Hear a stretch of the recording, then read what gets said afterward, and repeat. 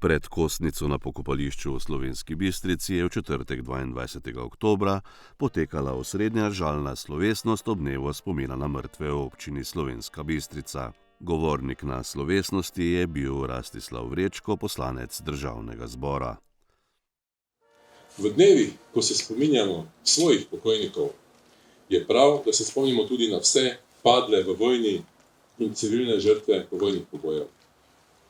V času, takoj po svetovni vojni, je takratni politični režim izvajal razne oblike političnih pritiskov, ki so jih izvajali nosilci oblasti preko svojih represivnih aparatov, vojske, policije, sodišč in varnostne službe.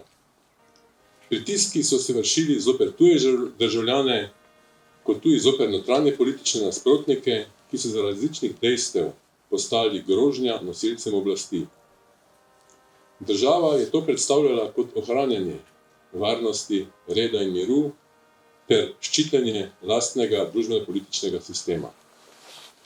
Oblastniška samovolja takratne vladajoče politične elite je s preganjanjem dejanskih in tudi potencialnih političnih nasprotnikov, s sodnimi postopki in celo brez izvajala hude kršitve osnovnih človekovih pravic.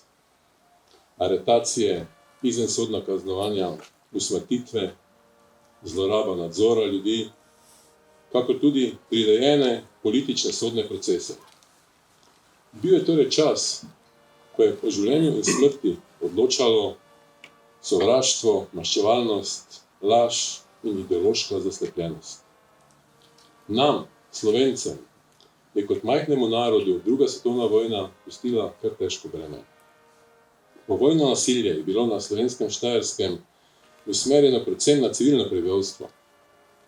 Oblasti niso preganjale le prebivalstva nemške narodnosti, temveč tudi premožne in Slovence, ki so bili prepoznani kot politični nasprotniki. Ta zločin nad civilnim prebivalstvom velja za enega najhujših partizansko-komunističnih zločinov po drugi svetovni vojni. Bolečino ter krutost nad človeštvom se je stopnjevalo še z dolgoletnim zanikanjem zakopanih in zavrženih človeških življenj. Napredek človeštva lahko dosežemo samo s preprečevanjem možnosti nadaljnjega prizadejanja zla in s povečano sposobnostjo soočenja z resnico v sebi. Največ, kar lahko danes storimo za zamolčanje žrtve povojnih pobojev, je torej spoznanje, kam nas lahko privede manipulacije, zaničevanje, hujskanje, zaslepljenost in strah. Ne dovolimo si tratiti svojega časa za nesoglasja, ki nam preprečujejo, da bi se pokazali kot en ponosen narod. Zato se v čast žrtvam in v želji po boljši prihodnosti zavežimo k ohranjanju miru, pravne države in enakosti za vse državljane in državljanke. Naj nas ta spominski trenutek opominja, da nas preteklost uči, kako naj gradimo prihodnost, v kateri ni prostora za nasilje in za kršitve človekovih pravic.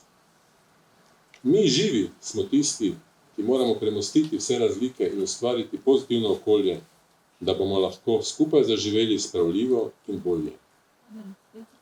Venec, ki ga polagamo, naj simbolično pa nazori našo odločenost k težnji po dostojnem in človeka vrednem življenju. Vsak od nas predstavlja delček mozaika današnje družbe. Bodimo strpni, tolerantni, bodimo tovariški drug do drugega in naj spoštljiva komunikacija odpira vrata do sočloveka in naj medsebojno razumevanje botruje boljšemu jutri.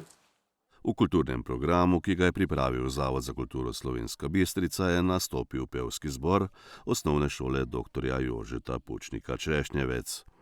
Vence so položili Rastislav Vrečko ter župan in podžupan občine Slovenska Bistrica dr. Ivan Žagar in Žarko Furman, ki so predtem vence položili pri rovi HNB na Zgornji Bistrici. Župan dr. Ivan Žagar, podžupan Žarko Furman in predsednik območnega združenja borcev NOB Slovenska Bistrica Borut Kruder so venca položili tudi k spomeniku na Trgu Svobode.